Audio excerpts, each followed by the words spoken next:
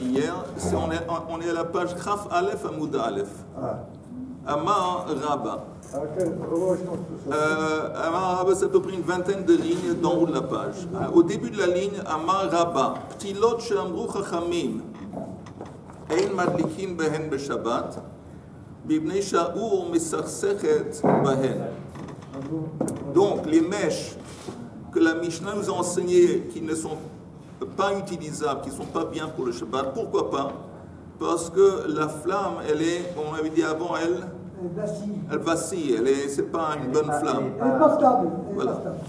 Et shmanim, she'amru chachamim, ein madlikin behen, bibnei she'ein nimshachin, achar haptila. Parce que c'est des huiles de mauvaise qualité qui fait en sorte que l'huile, elle n'est pas absorbée comme il faut dans les mèches. Maintenant, on est arrivé jusque-là l'autre fois. Nimshach, c'est absorbé, c'est nimshach. Ouais. Ba'amine Abaya Meraba. Abaya demande à Rabba, Shmanim she'amru chachamim ein madlikin behen b'Shabbat, ma'u she'yiten letochan shemen, kol shehu b'yadlik. Alors Abaya il demande à Rabba que, bon, les huiles dont parle la Mishnah, qui ne sont pas bonnes, est-ce que si on ajoute à ces huiles un peu une autre huile qui est bonne, est-ce que là, ça nous permettrait d'allumer? Si on ajoute un petit peu une huile qui est bonne, alors là, est-ce qu'on pourrait allumer, oui ou non? Et la Gemara a dit, Mi gazrinen, est-ce qu'on fait une zera? Dilma, atayla adluke be'inayu. On interdit d'allumer le mélange, de peur que si tu t'habitues, alors c'est possible que plus tard tu vas confondre, tu vas oublier, tu vas allumer les mauvaises huiles sans avoir ajouté, mélangé. Est-ce qu'on interdit ça à cause de cette xéra? Oh non, ou pas? Amar le ein madlikin. Il dit non, on ne peut pas. Même si tu ajoutes un petit peu d'huile de bonne qualité à ces huiles, tu ne peux pas. Maïtama, quelle est la raison? Les fiches ein madlikin. Parce que comme les huiles au début, c'est des huiles qu'on n'a pas le droit d'allumer. Donc enfin, on fait une xéra. On a peur que si on t'autorise à allumer un mélange, tu risques aussi un beau jour d'allumer sans avoir mélangé. Peut-être qu'on ne peut pas aussi automatiquement faire le bon mélange et que ça va, oui, pas marcher aussi. On ne se fait pas la tête. On peut se tromper, quoi. C'est extraordinaire. On ne suit pas à pas le bricolage des Chachamim. C'est du bricolage. Non, c'est de la précision. C'est pas eux qui font le bricolage. Non, c'est-à-dire que... Tu me dis qu'il y a un problème, ok, il y a un problème, mais si on ajoute à ce problème, comme tu dis, on bricole, est-ce qu'on peut sauver le truc? Il faut faire des économies. Bon, bricolage, le terme... Oui, mais t'as raison. Mais ce que je veux dire, c'est... Finalement, il y a, bon, je ne sais pas si le terme est approprié, mais le grand horloger, et puis on est avec un petit outil, on essaie d'avancer à droite à gauche. C'est une sorte de lien avec un cachet. Bon, on poursuit donc la création de Ah bon? Ça valait la peine de venir ce matin. Entendre cette poésie. Il nous a donné quelque chose, on poursuit. Oui, non, il nous dit comme ça, il y a une mitzvah à faire. Alors je dis, avec ces huiles, avec ces mèches, c'est problématique, mais comme Richard dit, on peut peut-être sauvegarder l'histoire, sauvegarder tout ça en ajoutant quelque chose, en rajoutant... Il a raison. Il y a des fois qu'il a raison. ATV, il y a une objection. Karach davar chez Madlikin Bo. Al gabei davar she'ein madlikin bo. Ein madlikin. Il y a une braïte qui dit que si on a, comment on dit, l'ikroch? Mélanger? C'est pas vraiment mélanger, c'est mettre autour de quelque chose. Disons, il y a un morceau de bois, je mets autour du bois la ficelle. Embobiné, je sais pas. On va dire embobiné, peut-être. Alors c'est écrit ici que si on va embobiner, on va entourer. Ah là, on parle des mèches, on parle plus des... On parle ici un exemple qui traite de mèches et qui dit, encore une fois, karach, il a mis autour, d'avant chez Madlikin, quelque chose que oui, on peut allumer, autour de quelque chose qu'on ne peut pas. Al-Gabé d'avant chez Ein Madlikin, bon, la première opinion dit que ça ne marche pas, tu ne peux pas allumer parce qu'il y a un mélange. Tandis que Rabban Shimon ben Gamliel, ou Amar Rabban Shimon ben Gamliel, Shel Beit Abba, Ayu Kochin Ptila, Al-Gabé Egoz, il raconte qu'il se rappelle quand il était gosse, la coutume chez lui à la maison, c'était de mettre. Ils ont enfilé, exactement. Ils ont enfilé quelque chose autour d'une espèce de noix, égose, et puis il allumait.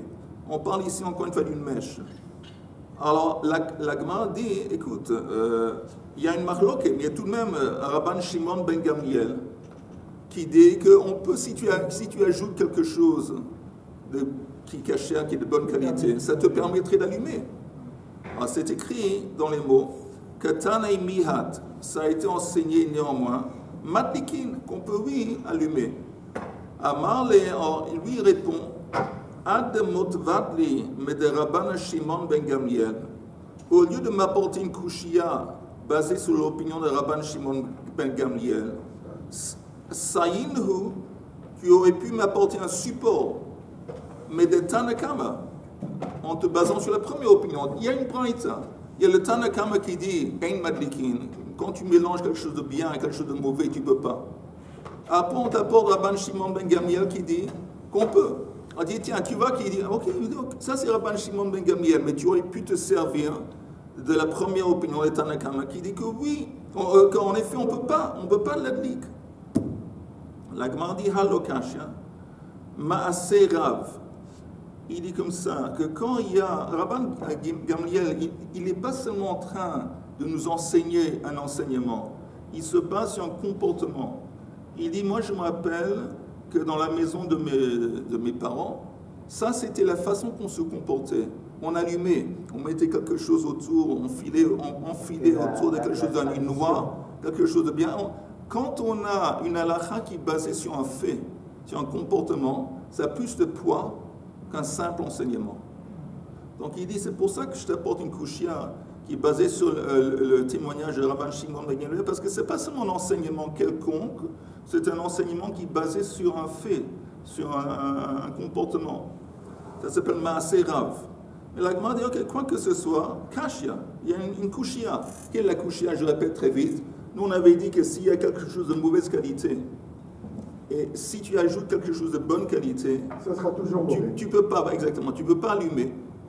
Et on voit ici, selon Rabban Shimon ben Gamliel, qu'apparemment, oui, ils ajoutaient, enfilaient quelque chose de bonne qualité, quelque chose de mauvais, et ils allumaient. Et avant, c'était de l'huile, et maintenant, c'est... Oui, mais apparemment, le principe reste le même. C'est le principe qui est important. C'est le principe, que ce soit des mèches ou des huiles. C'est le principe. Oui.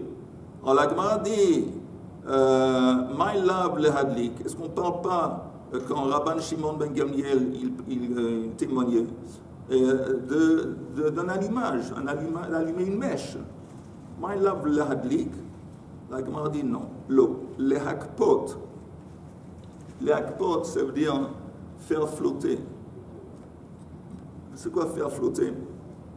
Il y a des fois que la mèche, quand la mèche elle est posée sur de l'huile, on met un espèce de récipient qui fait en sorte que on pose la mèche sur le récipient et comme ça flotte sur l'huile. Oui. La noix ici dont on parlait, qui a mis quelque chose, c'est pas une mèche, c'est simplement une base pour un support. C'est du liège. C'est un support. Donc c'est différent. Alors la Gemara dit, si on parle simplement d'un support et pas d'une mèche, le hakpot, as maïtama de Tanakama. Alors pourquoi la première opinion, il est interdit? Quel est le problème si tu prends quelque chose de mauvaise qualité, par exemple une noix, on y dit l'écorce, la coquille d'une noix. Quel est le problème de mettre une mèche dans la coquille? Alors pourquoi le Tanakama il est interdit? Alors la Gemara, à cause de cette question, elle change un petit peu la braïta. Kula Rabban Shimon ben Gamliel hi. Elle dit qu'en fin de compte, toute cette braïta, c'est l'opinion de Rabban Shimon ben Gamliel. Il n'y a pas une marloquette entre le Tanakama entre Rabban Shimon, c'est tout Rabban Shimon Gamliel, et Chassure Michasra. Maintenant, en parenthèse, je vous répète ce principe. Chassure Michasra, ça vient du mot chasser. Chasser, ça veut dire qu'il y a quelque chose qui manque. C'est rare, c'est très rare, mais ça se passe, que quand il y a une Mishnah ou une Braïta qui n'a aucun sens, les Chachamim disent c'est fort possible, c'est presque sûr, que pendant la transmission de cet enseignement, au fur et à mesure des générations, il y a eu un ou deux mots qui se sont perdus. Il suffit d'ajouter un mot et tout devient compréhensible. Et c'est ce qu'ils font. Quand il y a une Mishnah, parce que comme on sait que ça n'existe pas, une Mishnah, une Braïta qui n'a pas de sens, alors on dit il doit y avoir une erreur. C'était une transmission orale, comme on sait. Il a dû y avoir un mot qui s'est perdu au fil et à mesure. On ajoute le mot et tout va bien. Dans la Gemara, combien il y en a? Non, c'est très... non, on parle uniquement de tikkunim, de rectification pour des braïtot ou des mishnayot. Alors il dit chassur et michasra, et c'est ainsi qu'il faut comprendre, aborder la braïta. Karach davar she madlikin bo, al gabei davar she ein madlikin bo, ein madlikin bo. Si tu enfiles quelque chose qu'on peut allumer, à partir d'un matériel qu'on peut allumer, autour de quelque chose, une mèche qu'on ne peut pas, ça ne change rien. Ein madlikin bo. Vous voyez le bet dans les dalef, de quoi on parle quand on vient de dire ça? Le hadlik, quand on parle d'allumer par exemple une mèche. Aval le hakpot, mais si tu veux utiliser quelque chose de mauvaise qualité en tant que base et de support pour la mèche, le hakpot mutar, ça ce serait permis. Et la preuve, chez Rabban Shimon ben Gamliel Omer, shel beit Abba hayu korchin ptila. Et ça, c'est le témoignage de Rabban Shimon ben Gamliel. Oui, Chaim. Pardon, l'akpot, c'est faire flotter. Ah, flotter. Faire flotter. C'est même mieux, parce que si le support, il est inflammable, exactement. Alors c'est... Okay. La Gemara dit vraiment, est-ce que c'est vrai qu'on ne peut pas, encore une fois, est-ce que c'est vrai ce que tu dis qu'on ne peut pas mélanger quelque chose de bien avec quelque chose de mauvais, et si on mélange, on ne peut pas allumer? Ini, vraiment. Veha amar rav baruna amar rav. Chaylev mehutar, de la graisse. C'est une graisse à l'intérieur d'un animal qui est mehutar. Mehutar, ça a été fondu.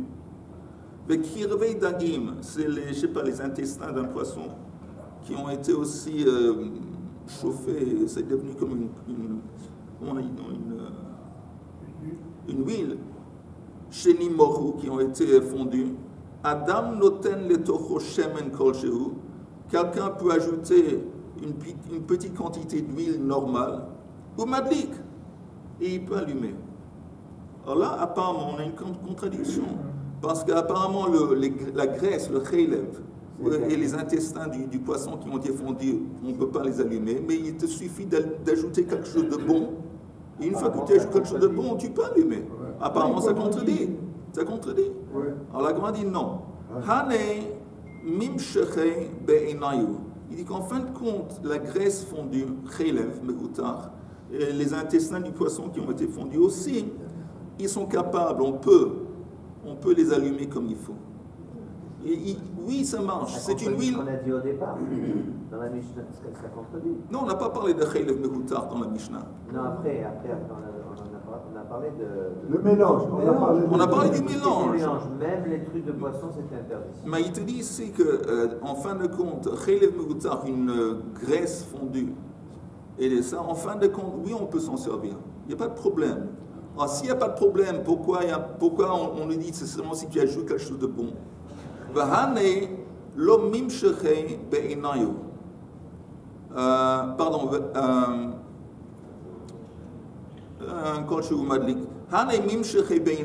la graisse fondue et les morceaux des poissons, oui,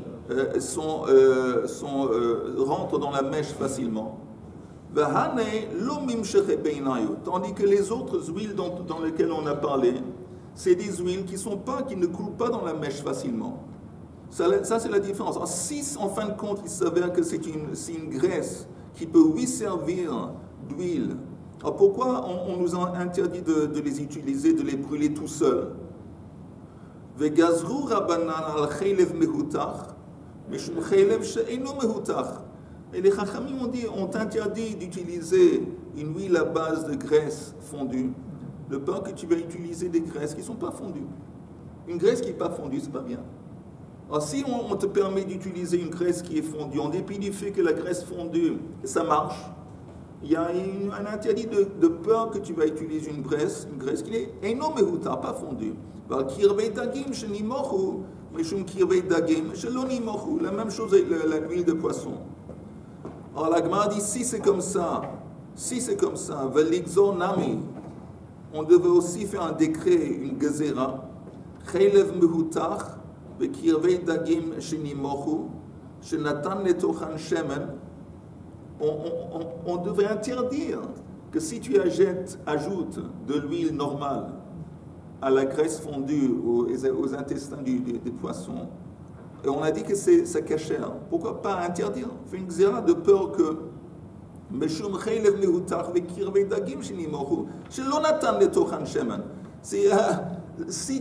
si on te permet d'allumer ça quand tu ajoutes une autre huile qui est cachère, une autre huile qui est bonne, alors tu risques un beau jour d'allumer ça sans avoir ajouté une huile qui est bonne. Et la Gemara dit ça ne marche pas parce que c'est une xéra l'exéra. Hi gouf xéra. L'interdiction d'allumer une huile qui est à base de chaylev mehutach, de graisse fondue et de poisson, tout ça c'est simplement une xéra. Et tu proposes qu'on va t'interdire xéra l'exéra, ça devient va'ana neikom benigzor xéra l'exéra, point d'interrogation et d'exclamation. Et encore interrogation. Ok. On est arrivé aux 2 points. Et quelqu'un a des questions, quelqu'un a des problèmes dans la vie? On a beaucoup de questions, mais on va passer au Sané Rami Barama. Ok, comme toi tu es le boss. Tane. J'ai bien donné cette impression.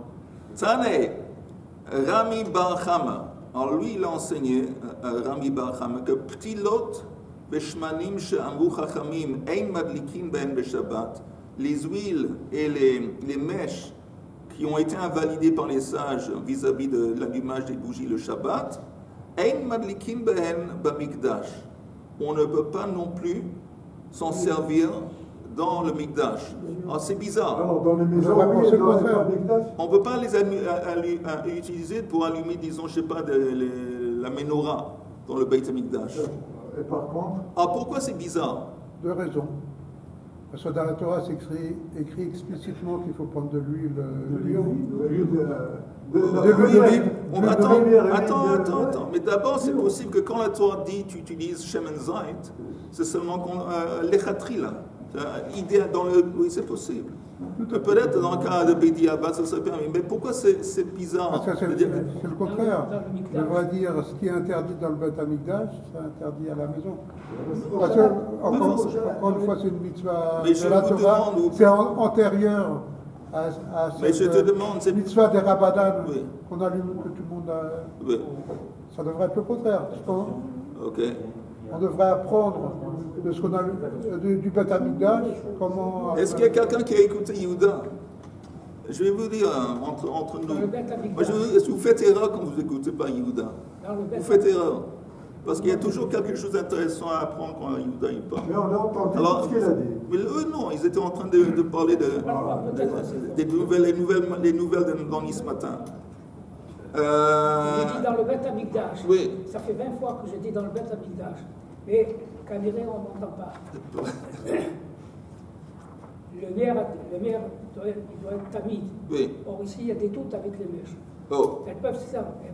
Il a fait. Donc, alors, c'est pour ça que je... Heureusement qu'on a un autre chacham parmi nous.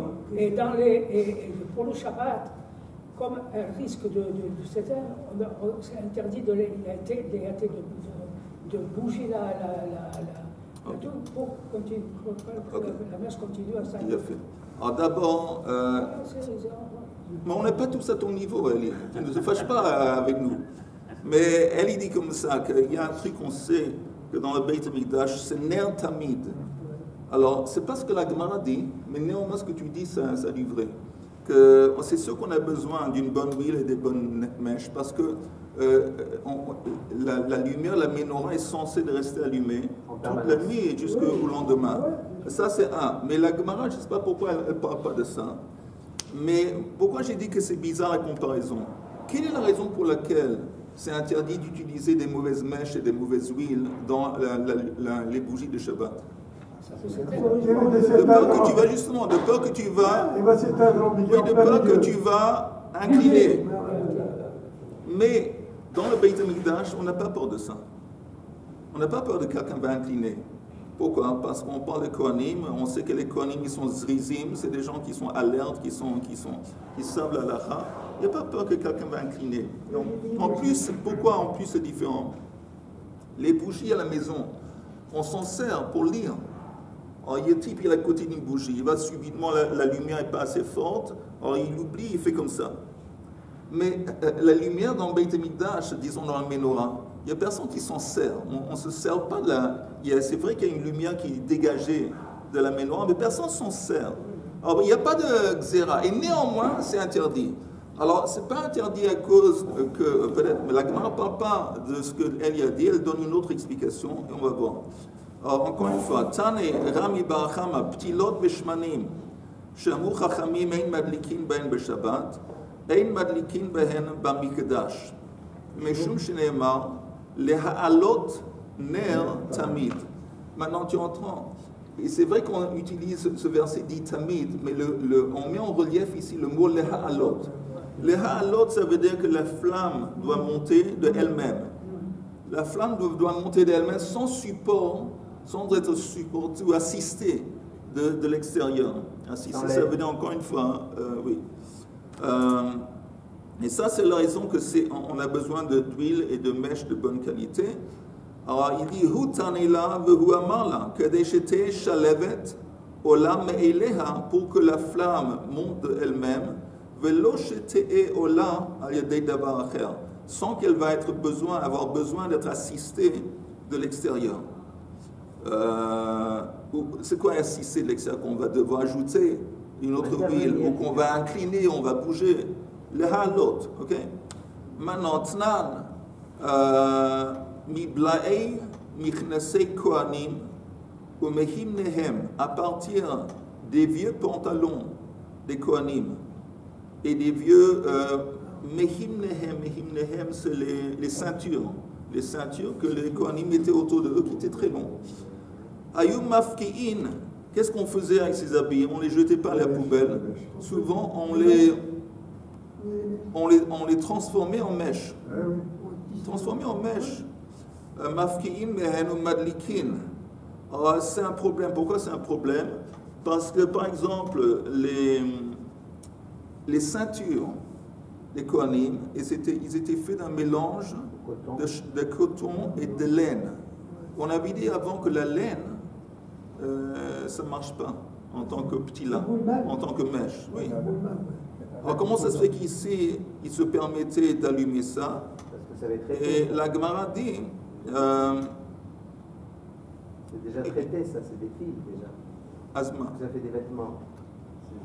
C'est pas la même chose. C'est pas la même chose que quelque chose qui est entièrement de la laine. C'est un mélange. De prendre de la laine brute et de prendre de la laine, et de prendre un vêtement qui est en laine, le vêtement il est peut-être plus consommable. Peut-être. Peut-être. C'est-à-dire que le mélange il permet quand même d'avoir une vraie flamme, non? Peut-être, mais la Gemara n'a pas l'air de dire ce que tu dis. Non. Elle a le droit? Non, je ne sais pas. Ce que tu dis, encore une fois, c'est comme est-ce que ça a du sens, mais regardons juste... Là, on n'a jamais parlé de laine brute, de laine qu'on prenait du mouton et qu'on mettait directement... Hein? La Gemara, avant, elle n'a pas parlé de laine brute.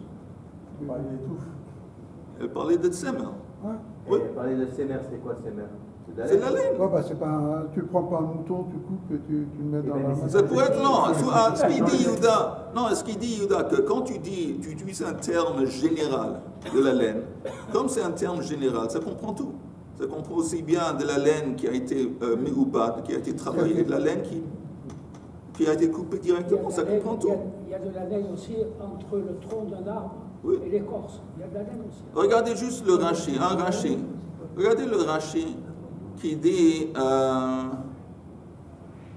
Hayu Mafki'in. C'est un petit peu plus en haut à droite. Le titre du Rashi c'est Hayu Mafki'in. Comment on dit, on déchirait les vieux habits. Hayu Mafki'in, mais Mikhnese Kohanim Ablouim. Hayu Mafki'in Kor'in. Ve'osin Ptilot Besimchat Beit HaShoeva, Shehi Be'ezrat Nashim. On faisait ça dans Ezrat Nashim quand pour la fête de Simchat Beit HaShoeva pendant Sukkot. Parce que pendant Sukkot, chaque nuit de Sukkot, c'était la fête ou dans la cour du temple. Et c'était la fête toute la nuit. Il y avait des danses, il y avait beaucoup de lumière. Et donc il y avait besoin de beaucoup de bougies et de mèches. Encore un Rashi, ou Mehim Nehem, Shel Kilaim Hem. Alors, je pense pas que c'est les pantalons, c'est les ceintures. Ils étaient faits de kilaim, d'ertiv, parce que c'est écrit Veta Avnet, Shesh Moshzar, Vetrelet, Vargaman. Dans la Torah, c'est écrit que les ceintures étaient faites de Shesh Moshzar, c'est la soie, Vetrelet, Vargaman, Vechule. Le Kaim, là, nous, on sait que le mot Trelet, Imrahu, c'est de la laine. Trelet, c'est de la laine qui a été teintée en bleu. Et c'est de la laine. Imrahu, ve tanya le'el li'inyan Shabbat, osifu lehen shel tsemer, l'ifsol. On a dit dans ce qui concerne les mèches de Shabbat qu'on a ajouté une opinion qui ajoute la laine pour invalider l'ifsol. Ici, on voit qu'on les utilise pour allumer des bougies dans le temple. Alors, qu'est-ce qui se passe? Ça, c'est la question. On retourne à la Gemara. Et la Gemara dit Simchat Beit HaShoeva Shiny. Il dit c'est différent parce qu'on parle de Simchat Beit HaShoeva. Et pourquoi Simchat Beit HaShoeva c'est différent? Alors, regardez un Rashi important. Simchat Beit HaShoeva c'est différent, Shiny. De l'octive, parce que ce n'est pas écrit la ha'alot ba. Il y a à cause de deux raisons, vous entendez? Quand c'est écrit dans la Torah, dans le contexte de la menorah, c'est écrit la ha'alot bo ner tamid. Là, c'est écrit la ha'alot. De là, on a appris que c'est important que la flamme va monter d'elle-même sans avoir besoin d'être assistée.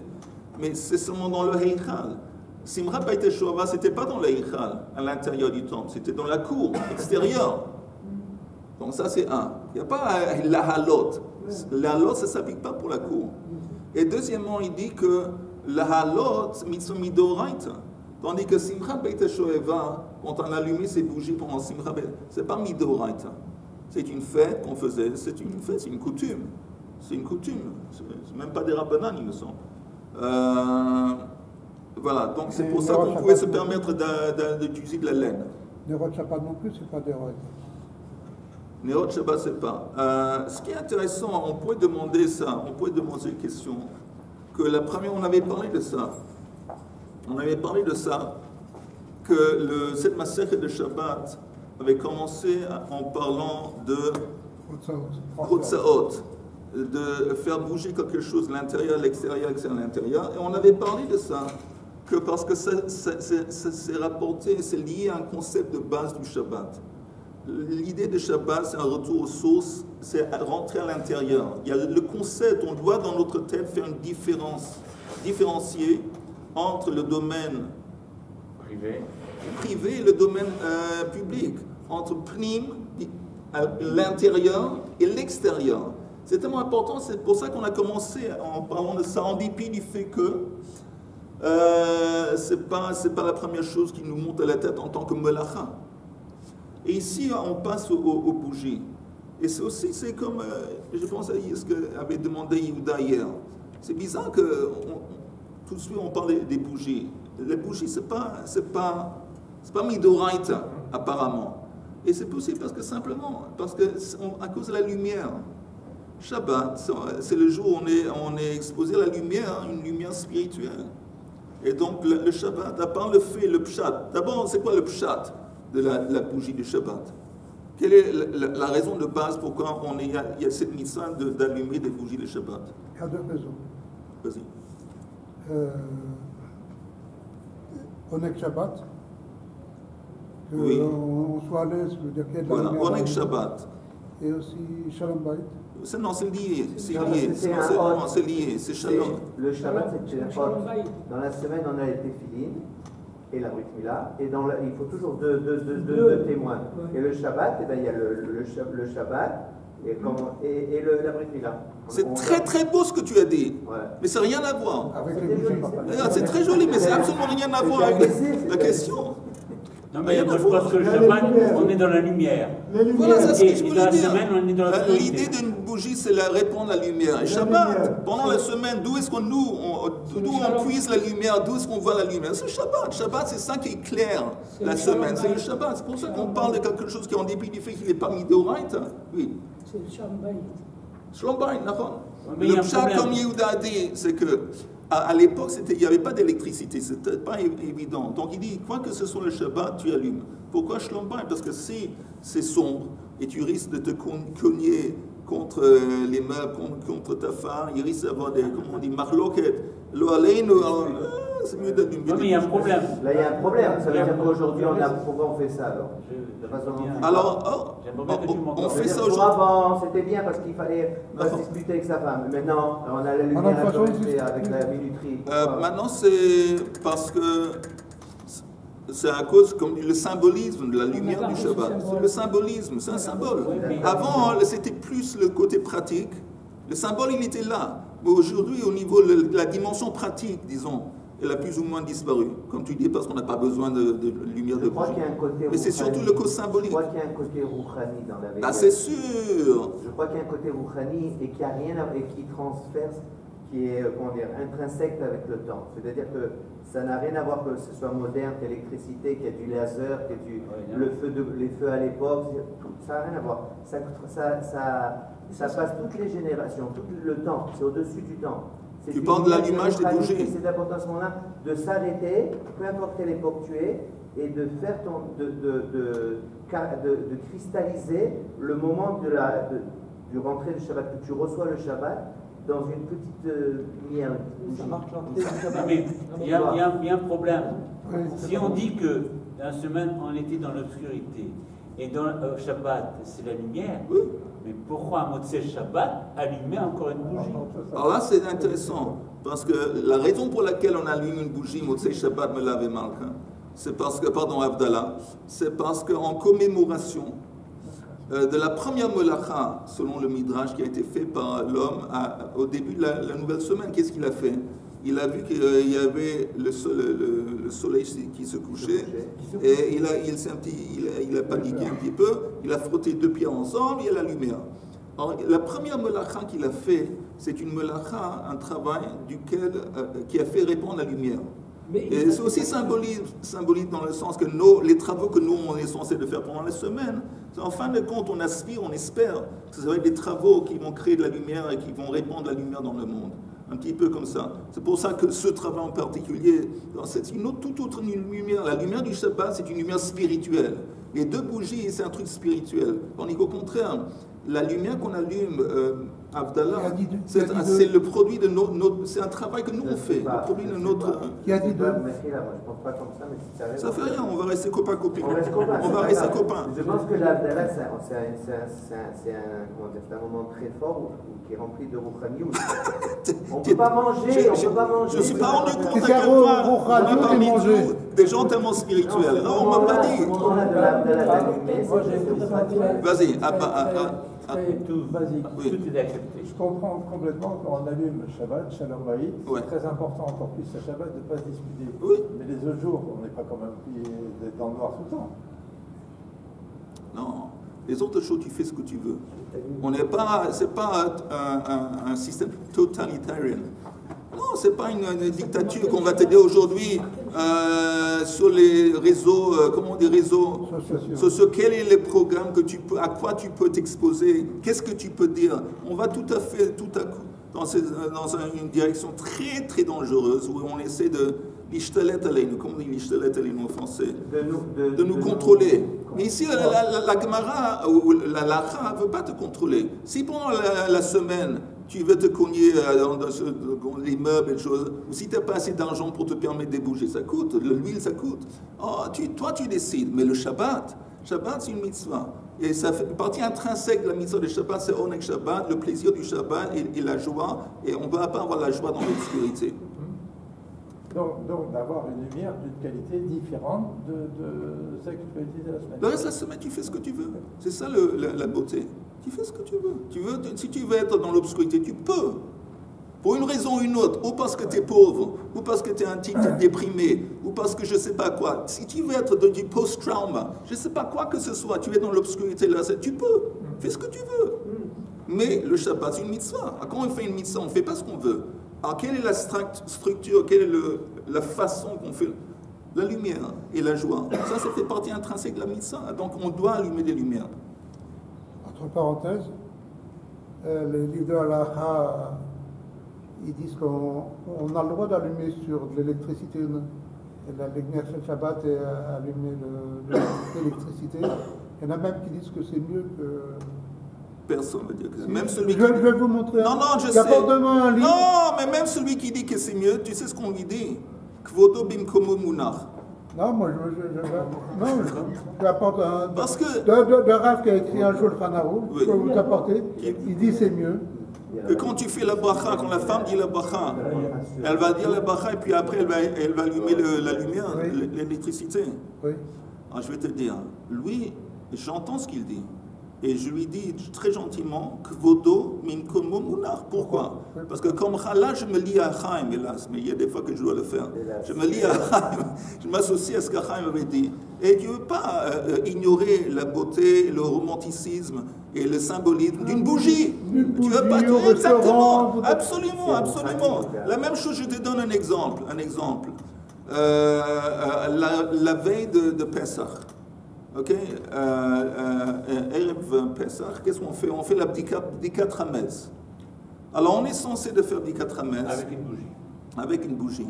Et les sages en Masechet Psachim, ils se basent sur une bougie. Il y a un verset, ils apportent un verset qui parle d'une bougie, la bougie avec laquelle on va inspecter les Chataïm, les autres, et la bougie. Maintenant, il y a des poskim, beaucoup de poskim, pas seulement, qui disent qu'aujourd'hui, si tu as la lumière d'électricité, c'est encore mieux.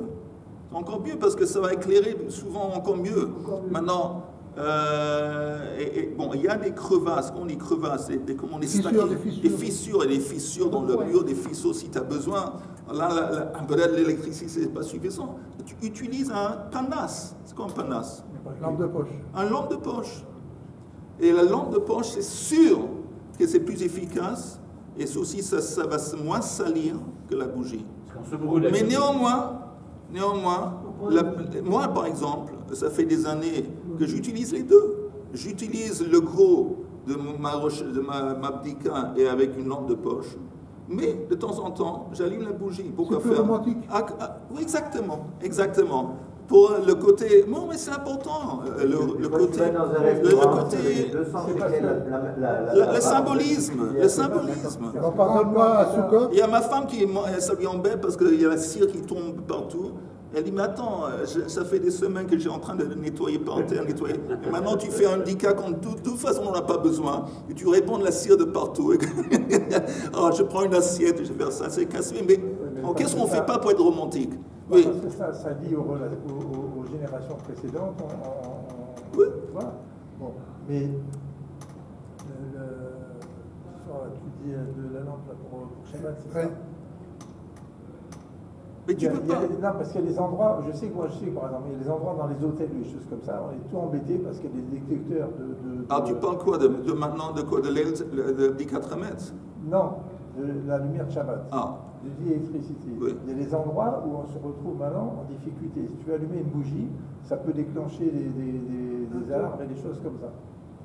Donc là, mais tu peux allumer, tu entends, je te dis ce que tu fais. Il y a les petites lumières de... Oui, des petites LED là. Tu sais, les petits. Ouais. Alors là, il n'y a aucun problème à déclencher quoi que ce soit. Tu prends deux comme ça, la flamme de toute façon elle est petite. Et voilà, il n'y a aucun problème. Comme LED, c'est pas bien justement. Mais attends, mais je te dis dans tous les hôtels, ils ont une En cérémonie Israël, de l'allumage en en Israël. mais vous êtes à Ah, l'étranger, dans un hôtel de Goy. Oui. C'est pas organisé pour. Oui, Achète l'hôtel. Alors vous avez parlé de Tu leur mets le feu. Vous avez pas parlé de Pessah. Moi, je donne un exemple de Sukkot, comment je fais. Mahon Tzomet, il a un petit truc avec deux ampoules minuscules et on met une pile à l'intérieur. Et ils disent que on peut. Moi, je ne veux pas porter des bougies dans ma soukha, c'est dangereux. Et alors, j'ai ce truc pour la Likner Shel Shabbat ou Shel Yom Tov. Je mets la pile à l'intérieur, les deux petites lumières, elles s'allument, et ils disent que ce système-là, c'est aussi bon pour dans un hôtel, justement. On peut allumer les bougies dans un hôtel.